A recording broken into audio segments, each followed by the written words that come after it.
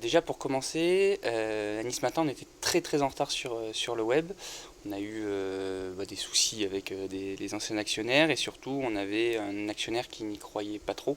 Qui par exemple, des discussions qu'on avait en 2010, il nous disait que Facebook c'était qu'une mode et ça passerait et que le web finalement c'était pas super intéressant. Donc on partait de très loin. Quand les salariés ont racheté leur boîte, la mission principale, c'était de rattraper le retard sur le numérique et d'essayer de prendre un temps d'avance par rapport aux autres. Donc on a lancé un projet sur 3 ans.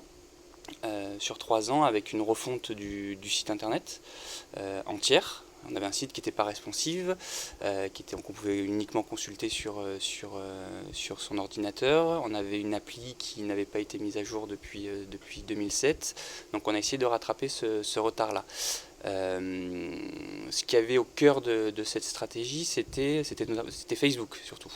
On s'est dit qu'on avait un potentiel d'audience qu'on n'exploitait pas du tout sur les réseaux sociaux. Donc on est passé de 5-6 contenus par jour publiés sur Facebook à une trentaine avec une vraie charte éditoriale pour Facebook, comment on construit un lancement, à quelle heure on publie, est-ce qu'on cible l'article qu'on envoie à nos internautes. Et ça a fait bondir notre trafic. Hein. On a gagné quasiment 60% de trafic en un an. La deuxième pierre, c'était de construire une offre abonnée qu'on n'avait pas du tout à Nice Matin. Et ça, on a fait le choix d'aller vers le journalisme de solution.